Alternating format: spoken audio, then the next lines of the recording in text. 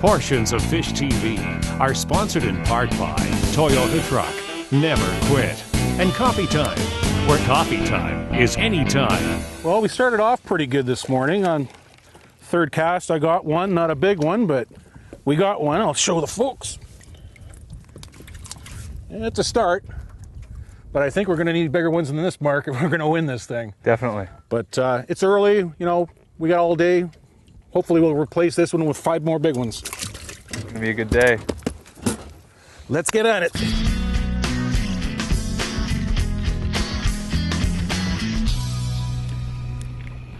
We were fishing a dock this morning. It looked something like this, actually not too long ago, about 15 minutes ago, and we got a really good one, about 4.5 pounds. Yeah, so that's the bad boy we were talking about, you know, that Jared called about 15-20 minutes ago, and I'm gonna put him back. Oh, Jared got one. There is another one. Just a nice little, maybe a 3-pounder. Goes nice with our 4 and change. Good way to start. We're only a half hour into the day, so let's see if we can keep it up.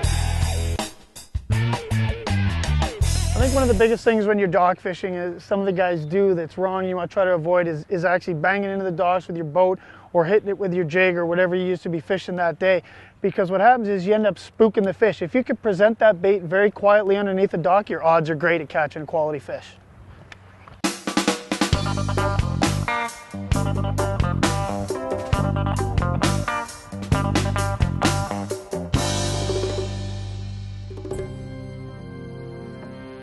You see him?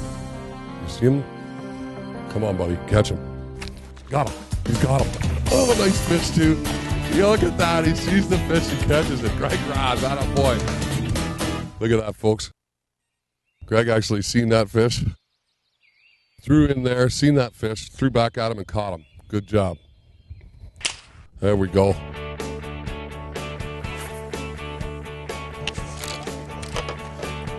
Good man, dude. He's the boy.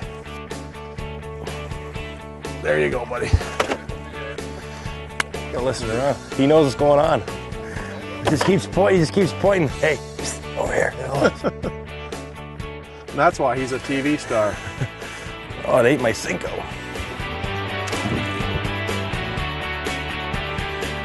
You haven't let me astray yet, Ross. There he is. Big fish. Big fish. Big fish. Get the net, Eric. Big fish, dude. Big fish. Big fish. Yeah. All right. There he is, bud. Nice net job. Hey. A leaf knows where the net is. Perfect. Our kind of leaf. Right here, boys. High five, bud. I'm Joe. Nice to meet you, Joe. Nice to meet you, buddy.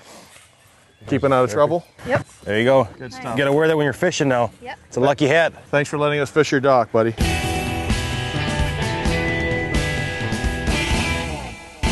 Well, Brian, what do you think? How many more years you got left to figure in hockey? It's been fun, I'll tell you. To be able to play this long, I've been fortunate, and this past year I spent it back in Russia, and it was a little bit of an eye-opening experience as you learn a little bit more about some other cultures, and you know, I kind of went through an understanding of what the Russian guys go when they come over here, you know. It's a bit of a change. So I was in a place called Minsk, Belarus, which is in the KHL, and there's a couple of teams outside of Russia. Riga, Latvia, and Kazakhstan are also in the league. And those are the 3 teams outside of Russia that are in the league that are part of the KHL, that new Super League that's competing with the NHL.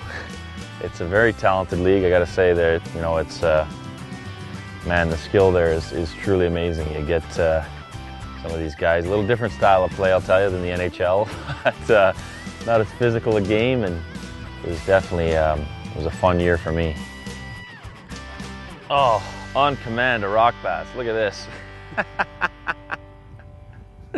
This is not what we came for, folks, but you know, I guess they're biting. There it is. That's my prize for the day. This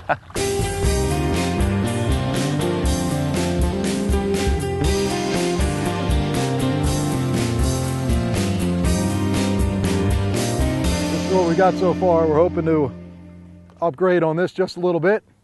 frog bite's not really working for us over on this side of the lake. We've got some spots on the other side we can maybe run to and get a frog bite on the other side, and then maybe come back and let this rest for a bit. He looks a lot bigger when you put him in front of Darren though, doesn't he?